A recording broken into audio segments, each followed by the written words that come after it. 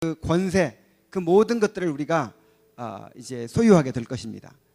그리고 우리가 하늘의 영원한 기업을 상속받게 될 것입니다. 이 구원의 소망을 우리가 바라보고 묵상하고 그것을 즐거워하며 살아야 될 줄로 믿습니다. 이 땅에 소망을 두지 않고 이렇게 구원의 소망을 바라보며 사는 사람들이 바로 그리스도인들이에요. 그래서 성경에서는 이것을 가리켜서 믿음이라 그래요. 믿음은 하나님께서 우리에게 약속하신 것을 그것을 바라보고 그것을 주장하고 그것을 내가 지금 소유하고 있는 것으로 여기는 것입니다. 바라는 것들의 실상이고 보지 못하는 것들의 증거예요. 그 바라는 것이 뭐라고요? 하나님께서 우리에게 약속하신 영원한 천국, 영원한 구원의 완성, 그것이 바라는 것입니다. 보지 못하는 것들이 뭐예요? 지금 안 보이잖아요. 천국이 안 보이고 우리의 구원의 그 완성이 안 보이잖아요. 그러나 그 보지 못하는 것들을 이미 본 것처럼, 이미 이 옆에 있는 것처럼 그렇게 바라보며 사는 것이 바로 믿음이에요. 요셉이 이런 믿음으로 살았다고요. 그래서 요셉이 이런 믿음으로 살았다고 하는 강력한 증거가 뭐냐면은 고난 가운데서 인내했죠. 고난 가운데서도 하나님과 동행하면서 형통했어요. 노예 생활하면서도 또 감옥에 있으면서도 하나님과 동행하면서 모든 일에 형통하였더라.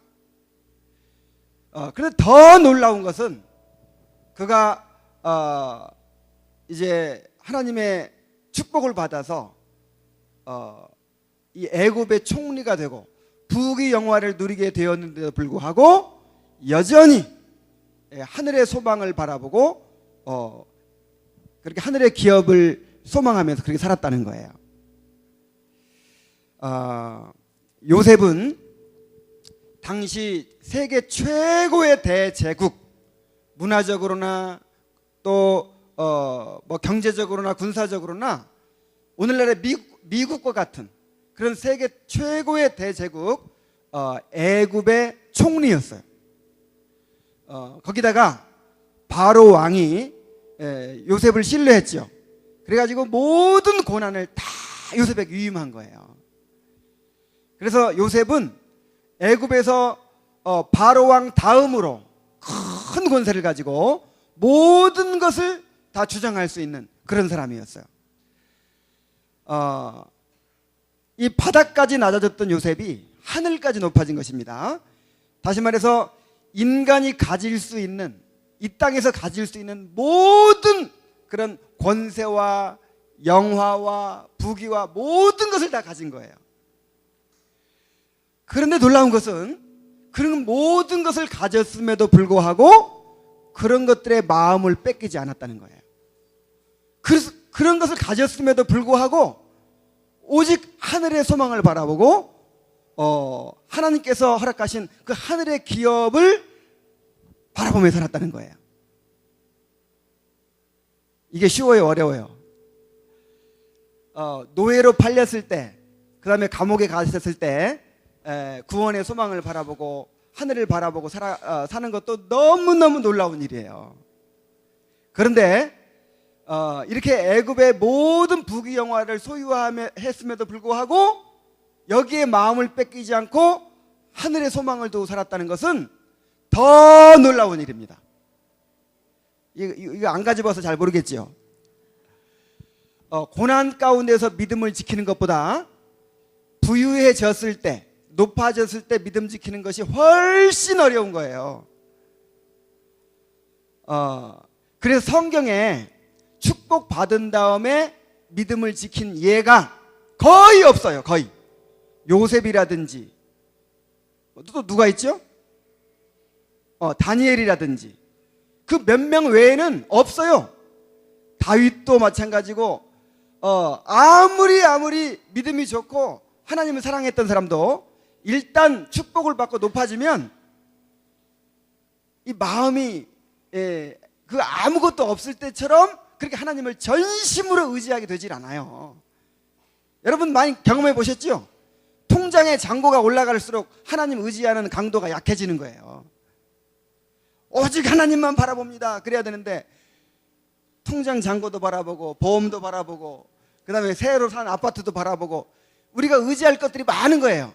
만약에 하나님이 하나님 함께 하지 않으시더라도 의지할 것들이 있는 거예요. 그래서 이제 마음을 빼앗기게 되고 이제 하나님의 유일한 소망이 되지 않는 것이죠. 그런데 요셉은 그렇게 하지 않았다는 거예요. 요셉이 몇 년 동안이나 총리 노릇을 했어요? 30세 때 총리가 됐습니다. 30세 때. 그리고 110세에 죽었어요.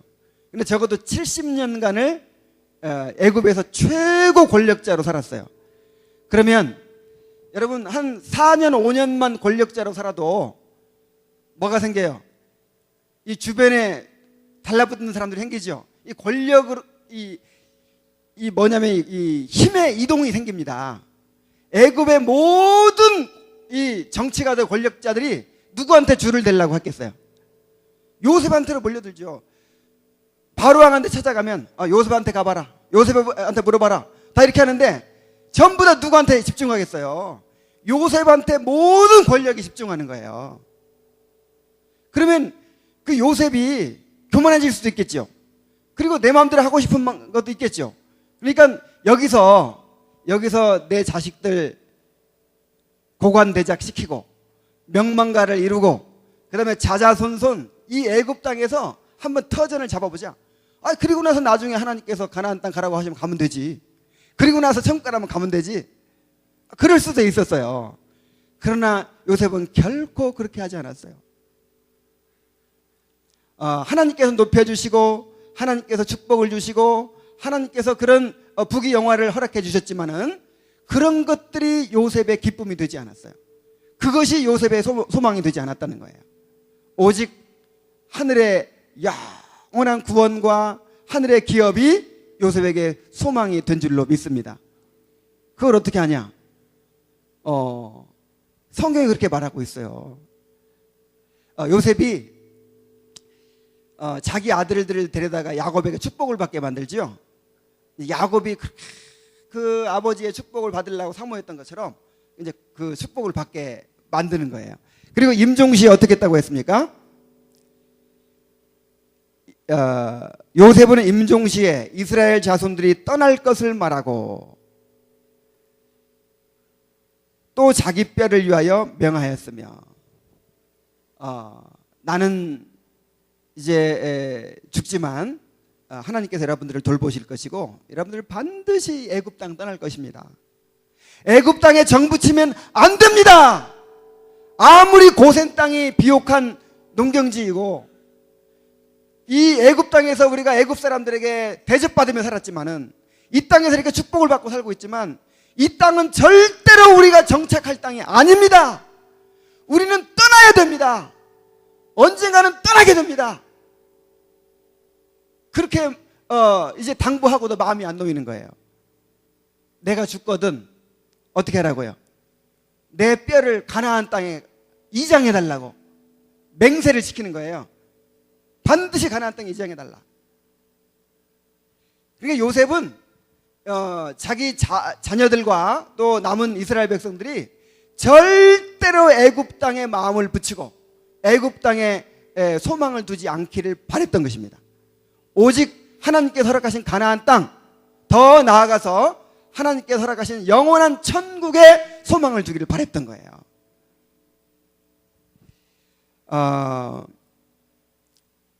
어떻게 그렇게 할 수가 있을까? 여러분, 우리가 진짜 천국의 그 영원한 이 기업을 우리가 바라본다면은 이 땅의 것은 아무것도 아니에요. 너무 세상이 좋아졌죠? 너무 세상이 좋아져서 일찍 죽기 싫지요? 누리고 살아야겠죠? 그래가지고 막 내가 더 늙기 전에 내가 눈 감기 전에 한 군데라도 더 보고 가야 한다. 그래가지고 막 눈도 잘 안 보이는데 막 우리 할머니가 그러셨다니까요. 할머니가 백내장으로 눈이 안 보여요. 근데 한 군데라도 더 봐야 된다는 거야. 그래가지고 보이지도 않대. 아, 여기가 임진각이구나. 아, 여기가 어디구나. 근데 우리는 그럴 필요 있어요, 없어요? 여러분, 천국 가면요, 이거는 아무것도 아니라니까요. 우리가 하나님을 온전히 알게 될 소망, 그리스도를 온전히 닮게 될 소망, 그리고 천국의 기업을 상속받을 그 소망을 가지면 이 땅의 것은 아무것도 아닌 거예요. 이게 믿음이라고요. 이게 믿음이 없이는 기쁘시게 못하나니, 이 말이 무슨 말이냐면은 하나님께서 그렇게 약속을 주신 것을 내 것으로 받아들이고 이것을 세상보다 훨씬 좋은 것으로 가치 있게 여기고 세상 것들을 배설물로 여기는 그것이 믿음이라고요. 이런 믿음이 없이는 하나님을 기쁘시게 할 수 있다 없다? 없다고요. 내가 아주 값비싼 선물을 줬는데 거기 두고 가세요. 그래 거들떠보지도 않아. 그건 입어보셨습니까? 아니요, 나 입을 거 많아가지고 그거 거들떠보지도 않았어요. 아, 그거 먹어보셨습니까? 아, 이거 나 배 터져 죽겠는데 그거 뭐라고 먹어요? 그러면 얼마나 준 사람이 기분 나쁘겠어요. 그래서 정말 하나님께서 기뻐하시는 믿음은 진짜 가치 있는 것을 가치 있게 보는 거라니까요. 그래서 하나님께서 우리가 이 땅에 살 동안 우리를 낮추기도 하시고 높이기도 하실 것입니다. 이스라엘 백성을 인도하시는데 고센 땅 가장 비옥한 곳에 나일강 그 유역에 그렇게 이제 딱 정착하고 살게 하시고 거기서 한동안 잘 살았죠. 한 200년간을 그렇게 잘 살았어요. 배 두드리고 살았어요. 근데 하루아침에 요셉이 죽고 나니까 노예로 만들어가지고 그렇게 고역을 시키는 거예요. 그리고 또 이제 애굽 땅에서 인도하여 내더니 40년간이나 광야에서 고생을 시키는 거예요. 그래서 하나님께서 높이기도 하시고 낮추기도 하시고 배부르게도 하시고 줄이게도 하시고 그 모든 과정이 어떤 과정이냐면 연단하시는 과정이에요. 정금을 만들어 가시는 과정이에요. 다시 말하면 우리의 구원을 완성해 가시는 과정입니다. 이스라엘 백성에게 주신 약속을 이루려면 노예 만들어야 돼요. 그렇죠? 계속 잘 살게 만들면 사모하지 않잖아요. 하나님께 부르짖질 않잖아요. 그래서 갈망하지 않는 사람은 주지 않는 것이 하나님의 법칙이거든요. 갈망하게 만들어야 되거든요. 그래서 노예로 만든 거예요. 또 가나안 광야에서 연단시킨 거예요. 그래서 우리에게 축복을 주시는 것도 우리에게 고난을 주시는 것도 결국은 합력하여 선을 이루심으로 우리의 구원을 완성해 가시는 거기에 목적이 있어요. 그래서 이 땅에서 잘 살고 못 사는 것에 마음을 두면 돼요, 안 돼요? 의미를 두면 안 돼요. 제가 수요 예배 때 이렇게 말씀을 나눴지만은 혹시 못 본 분들을 위해서 한 번 더 찾아보겠습니다. 고린도서 전서 7장 고린도전서 7장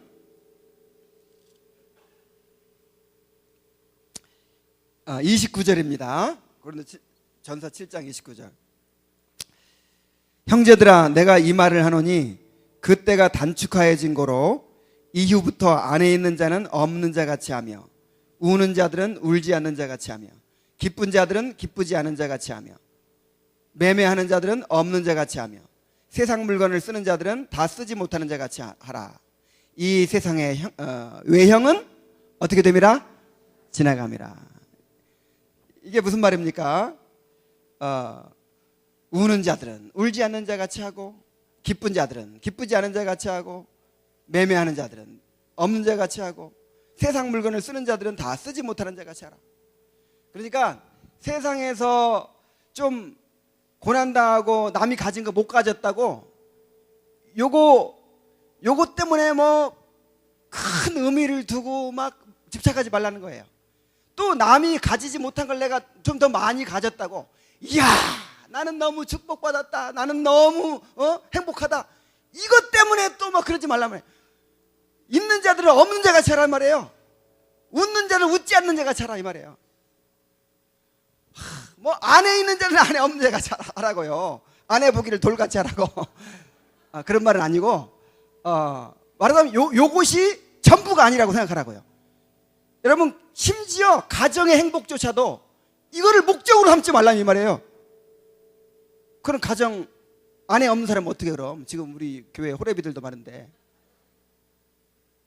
여러분, 물론 이 땅에서 하나님께서 행복한 가정을 주시는 것이 축복입니다.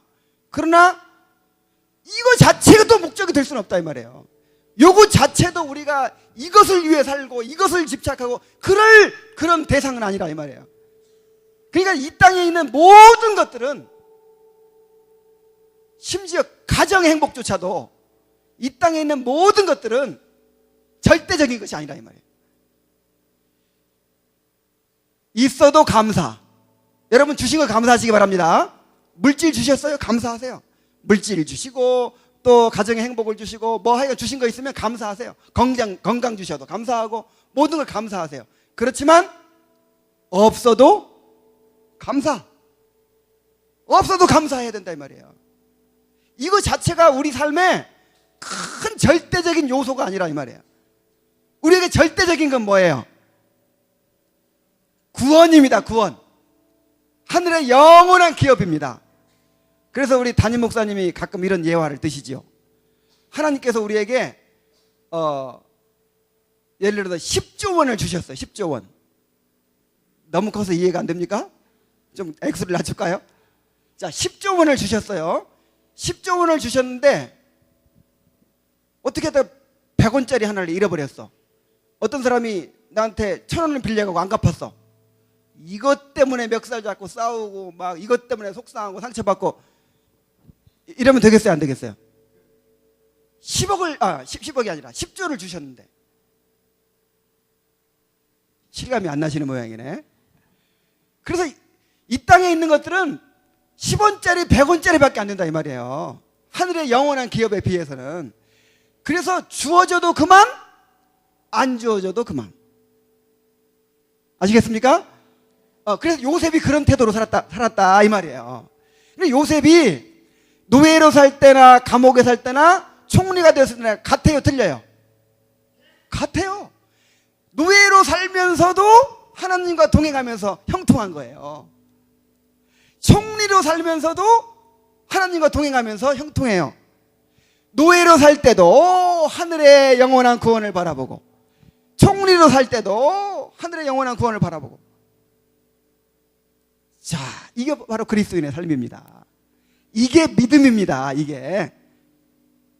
이런 믿음을 갖게 되기를 바랍니다. 그래서 어제도 말씀을 전하고 나서 기도하면서 너무 안타까운 거예요. 이 바울 사도가, 그 바울 사도 심정이 생각나는 거예요. 바울 사도가 성부 하나님, 성자 하나님, 성령 하나님이 총동원돼 가지고 우리를 위해 베푸신 그 구원의 영광과 축복이 얼마나 큰지, 그리스도 안에서 하늘에 속한 모든 신령한 복을 주신 것이 얼마나 큰지를 설명한 다음에 뭐라고 기도하냐면, 너희 마음 눈을 밝히사 그 부르심의 소망이 무엇이며 그 기업의 영광의 풍성이 무엇이며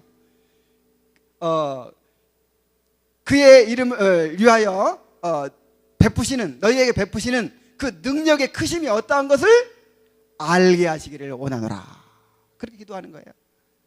이걸 모르니까, 이걸 바라보지 않으니까 하나님께서 주신 것은 그냥 뭐 죽은 다음에 천국 가면 죽은 다음에 천국 가는 게 뭐 큰 대수냐. 당장 이 땅에서